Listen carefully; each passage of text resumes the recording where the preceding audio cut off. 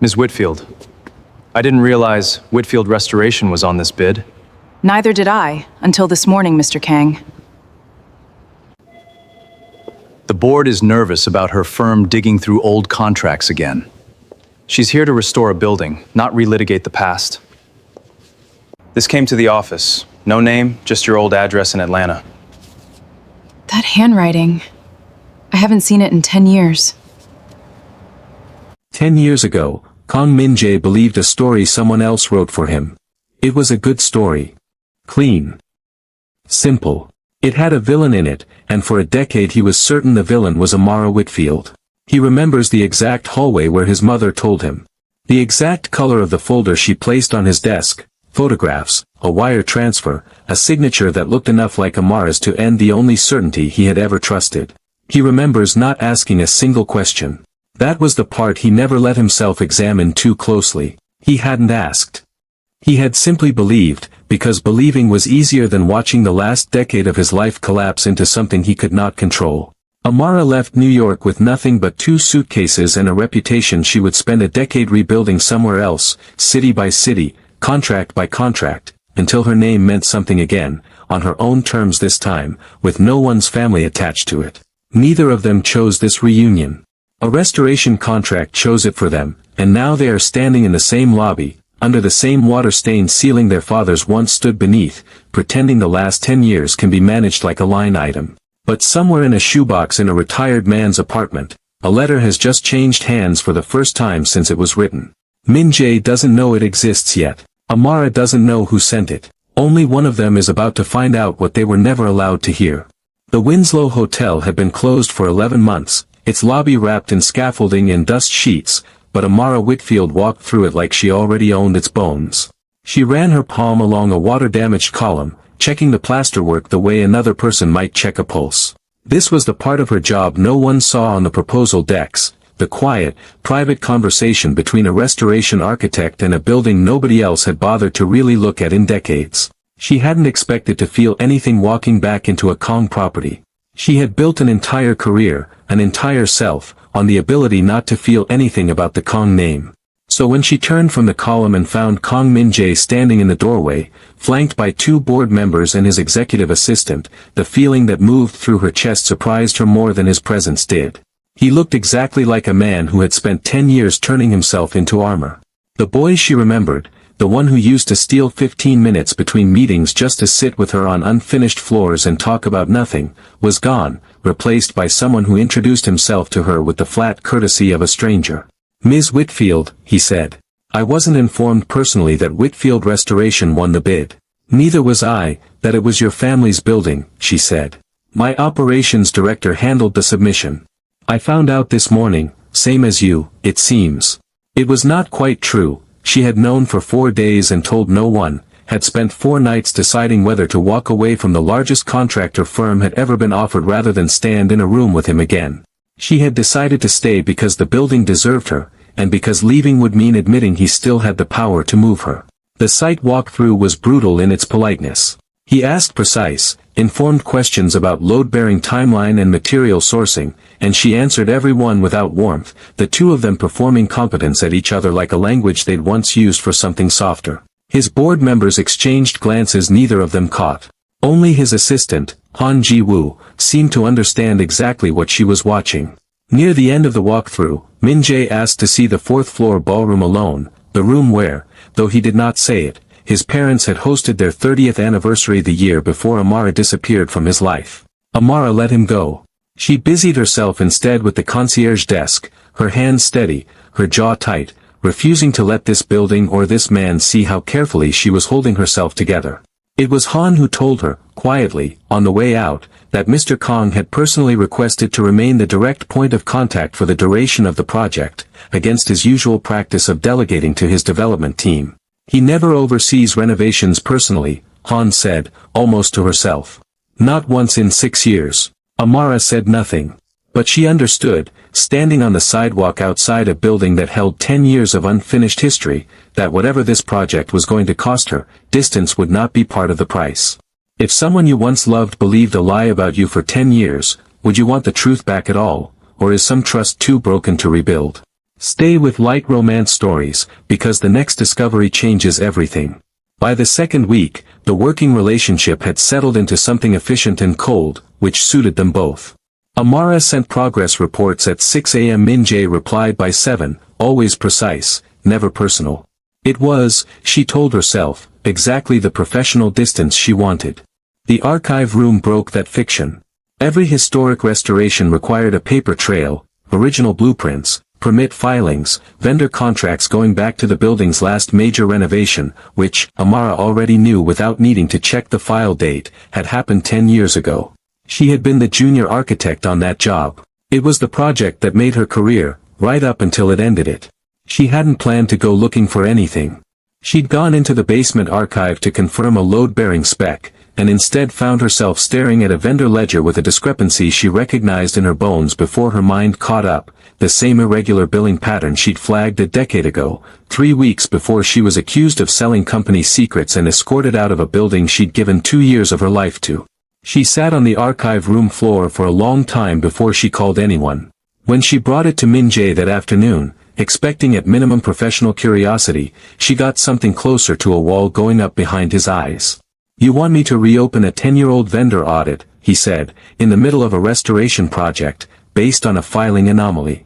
"I want you to look at it." "I looked at everything 10 years ago, Amara." His voice stayed level, but something underneath it wasn't. "I looked at all of it. That's how I know what happened." "Then look again." He didn't answer that. He simply told her, in the same flat tone he used for material specs, that the restoration scope was structural and historical, not financial, and that if she wanted to keep digging through old contracts, she could do it on her own time. It was the first time in 2 weeks he'd sounded like a man defending something instead of a man reviewing a project. Amara noticed. She filed it away the same careful way she filed everything that didn't fit, for later, for when she had enough pieces to say something out loud. That evening, as she was locking up the site office, a man she didn't recognize let himself into the trailer without knocking, all warmth and expensive cologne, introducing himself as Kang Tae-sung, vice chairman, here to personally welcome Whitfield Restoration to such a meaningful project. He asked, almost as an afterthought, whether she'd found the archive files in order. Amara said they were still cataloging everything.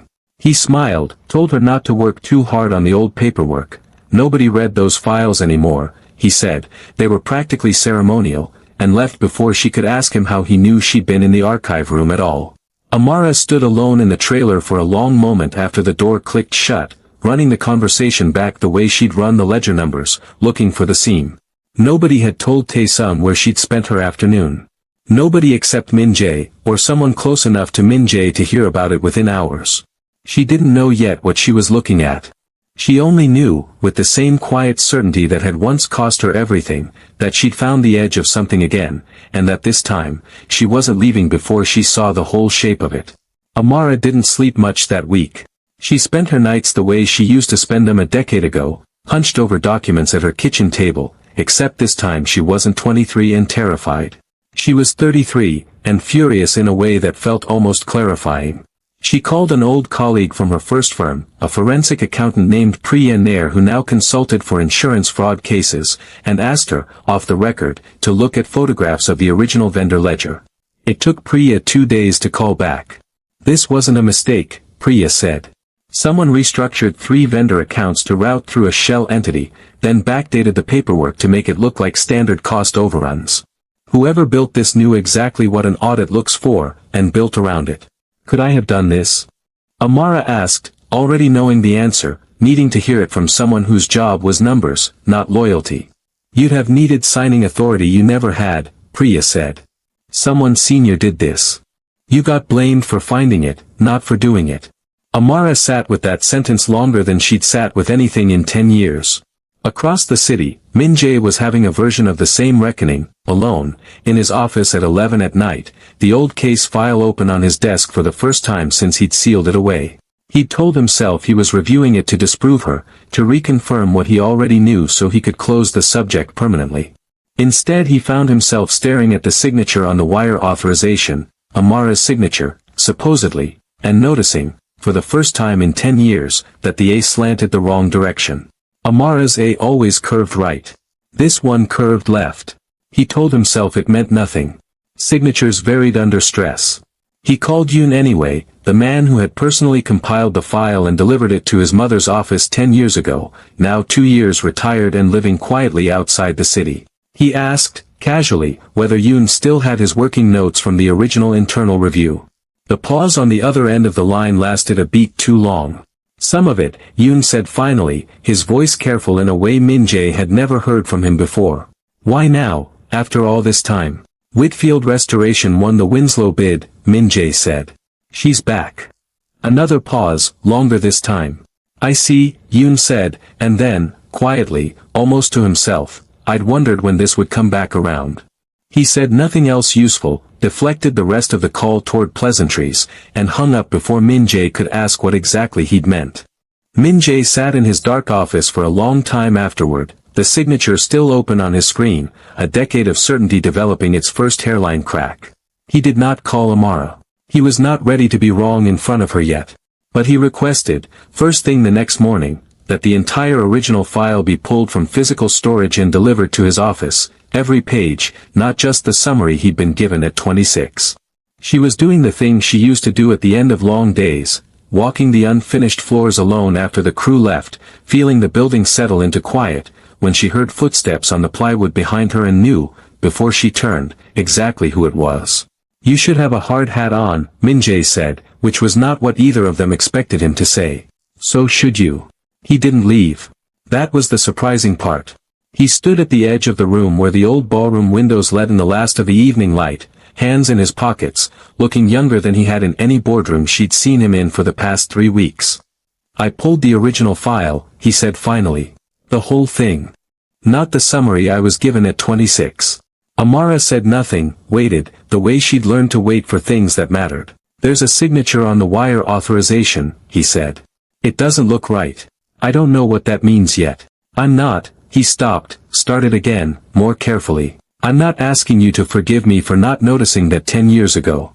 I'm telling you I noticed it now. That's not nothing, she said, and meant it, even though a decade of self-protection told her to say something colder.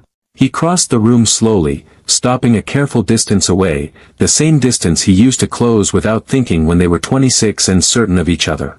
Can I ask you something I never asked you then? She nodded, once. What actually happened, the day they told you to leave?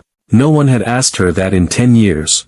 Not her family, not her old colleagues, not the string of firms that had hired her since and quietly wondered about the gap in her resume.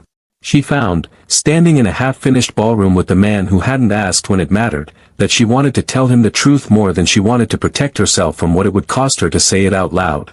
I found something wrong in the vendor accounts, she said. I brought it to compliance instead of going around them, because I trusted the process. 3 days later I was called into a room with your mother's counsel and shown a version of events where I was the thief instead of the one who found the theft. I asked for you.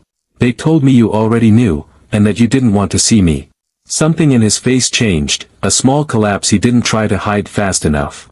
I didn't know, he said. No one told me you asked for me. I know that now, she said quietly. I didn't know it then. They stood in the unfinished ballroom a while longer, not touching, not quite looking at each other, both of them aware that something between them had shifted from armor to something more dangerous, the possibility, however small, that they might actually be telling each other the truth. The package arrived at Amara's office on a Tuesday, addressed by hand, no return address, the ink slightly faded like it had been sitting somewhere dark for a very long time. Devon, her project coordinator, dropped it on her desk with the rest of the mail and thought nothing of it until Amara went completely still. She recognized her own handwriting on the inside envelope before she'd even fully opened the outer one. It was the letter. Her letter, the one she'd written at 23 in the worst week of her life, sealed exactly the way she'd sealed it a decade ago, never opened, never delivered. Tucked behind it was a second note, shorter, in an older man's careful handwriting, signed Yoon Sang-cheol. I should have delivered this the week you wrote it, Yoon's note read. I told myself I was protecting the company. I was protecting myself. I am sorry it took me this long to find the courage to send it back to you instead of the fire I should have put it in. What you do with it now is your choice, not mine. It was always your choice. Amara sat with the sealed letter for almost an hour before she opened it, and when she finally read her own 23-year-old words back to herself, she understood something she hadn't let herself feel in 10 years, that girl hadn't been confused, or dramatic, or wrong. She had been exactly right, and terrified, and asking the one person she trusted most to believe her before it was too late. The letter named the irregular vendor accounts.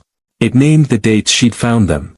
It did not name who was behind them, because at 23 she hadn't known yet, she'd only known enough to be dangerous to whoever had built the scheme, and that had been enough to end her career before she could find out more. She called Priya again that night, forwarded photographs of both the old letter and the ledger discrepancies, and asked her to cross-reference authorization codes against employee records from that year. It would take another day or two, Priya warned. These things always took longer than the movies made them look. Amara didn't tell Min-jae yet. Not because she wanted to keep it from him, but because for the first time in 10 years, she held something that was entirely hers to decide what to do with, and she wasn't ready to hand that power to anyone, not even him, not yet. She should have known Tae-sung would move first. The call came from the project's board liaison the next morning, polite and procedural on its surface. Certain documentation inconsistencies had been flagged in Whitfield Restoration's own historical billing records, nothing confirmed, purely routine, but the vice chairman's office had asked that the firm's paperwork be reviewed before the project proceeded further. Amara recognized the shape of it immediately. It was the same shape as 10 years ago, wearing a different coat, a warning dressed up as a formality, aimed directly at the one thing she'd rebuilt with her own hands. Whoever was behind the original fraud knew exactly what she'd found, and exactly how to make her regret finding it twice. Priya's answer came back in the middle of the night, blunt and unambiguous. The authorization codes used to reroute the vendor payments belonged to a signing tier only 3 people in the company held 10 years ago. Amara's junior credentials weren't among them. Neither, notably, were Chairwoman Kang's. The third set belonged to Kang Tae-sung. Amara read the message twice, then sat in the dark of her apartment holding a truth she'd waited 10 years for, feeling less triumphant than exhausted. She called Min-jae before she could talk herself out of it. He arrived at her apartment 40 minutes later, still in his office clothes, and read the letter first, her original letter, 23 years old and terrified and telling the truth, in silence, all the way through, twice. Then he looked at Priya's findings. Then he sat down on Amara's couch like something had gone out of his legs. "I need to see the full file," he said quietly. "Everything my mother had. Not the summary." He'd already requested it days ago, but what came that week wasn't only the original case file, buried in a box of his father's old papers, still boxed since the funeral 8 years earlier, was a folder of internal memos Min-jae had never been shown. One of them, dated 3 days before Amara's dismissal, was written in his mother's hand. "The evidence against Ms. Whitfield is circumstantial at best," it read. "But T has made clear what exposing the vendor irregularities publicly would cost us during the merger review, and what he is prepared to reveal about your father's signature on the original financing terms if we do not contain this quietly. I am choosing the option that keeps this family standing. I will carry what that costs her." Min-jae read it 3 times before the words fully landed. His mother hadn't believed Amara was guilty. She had known the evidence was thin, and chosen it anyway, because Tae-sung had made containing Amara cheaper than confronting whatever he knew about their father. He confronted her that same night, the memo in his hand, and for the first time in his adult life watched his mother's composure fail completely. "I was trying to protect what your father built," she said, and for a moment she looked less like the chairwoman and more like a woman who had been carrying something alone for 10 years and was relieved, in some terrible way, to finally put it down. "Tae-sung came to me with what looked like proof, and a threat behind it I couldn't verify and couldn't afford to test. I told myself it would blow over. I told myself she would recover." Her voice cracked on the last word. "I did not know you would spend 10 years believing it was true. You let me believe the woman I loved was a thief," Min-jae said, "to protect a company from a man who was robbing it the whole time." His mother had no answer for that. For the first time since he could remember, neither did he expect one. Amara set the boundary before the board meeting was even scheduled. "I'm not asking to be quietly forgiven," she told Min-jae, standing in the half-finished lobby that had become, without either of them planning it, the only honest room in either of their lives. "I don't want a private apology and a handshake that makes this disappear for you and stays a permanent stain on me. If this comes out, it comes out in full, in front of the people who signed off on ending my career. Or I walk from this project today, and you can explain to your board why." He didn't argue with her. That, more than anything he'd said since the archive file, told her he'd actually changed. The board meeting Kang Tae-sung expected to be a routine merger update became, 20 minutes in, a reckoning he hadn't seen coming. Min-jae laid out the authorization codes, Priya's forensic timeline, his mother's own memo, and Amara's decade-old letter, entered into record with outside counsel present before anyone could quietly intervene. Tae-sung's composure held for almost the entire presentation. It broke on the memo. "Your father would have understood," he said, his charm curdling fast into something uglier. "Sacrifices get made to protect what a family builds. I protected this company for 30 years. I was owed something back for that. You framed an innocent woman to protect yourself," Min-jae said, "and let my mother carry it because you knew exactly what leverage to use against her. That's not sacrifice. That's theft, twice over." Chairwoman Kang, seated at the head of the table, said nothing for a long moment. Every board member in the room watched her, waiting to see which way 10 years of silence would finally break. "He's right," she said at last, her voice steady even as it cost her visibly to say it. "I made a choice 10 years ago to protect this family's image instead of a young woman's name, based on a threat I never verified. I own that failure publicly, starting now, and I support a full independent audit of Vice Chairman Kang's accounts. It was not forgiveness. It was not undone. But it was the first time in 10 years anyone with power in that room had chosen the truth over the easier story, and Amara, watching from the far end of the table where she'd insisted on sitting rather than waiting outside, felt something in her chest unclench that had been clenched for a decade. Tae-sung was escorted out within the hour, his accounts frozen pending the audit, his 3 decades of loyalty reduced to a legal matter for people who build by the hour. Afterward, in the emptying boardroom, Min-jae found Amara gathering her things, her hands steadier than his felt. "I know this doesn't undo it," he said. "No," she agreed. "It doesn't." She looked at him for a long moment, something unresolved and enormous sitting in the space between them. "But it's the first true thing you've ever chosen in front of me instead of about me. That matters. I just don't know yet what it means for us."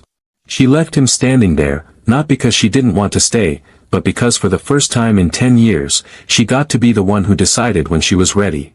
3 weeks passed before Amara let herself believe any of it was permanent. The independent audit confirmed everything Priya had found within days, fast enough that even the board members most loyal to Tae-sung stopped defending him publicly. Kang Group issued a formal statement clearing Whitfield Restoration's name, not buried in a footnote but as the lead of the release, with Chairwoman Kang's own signature on it.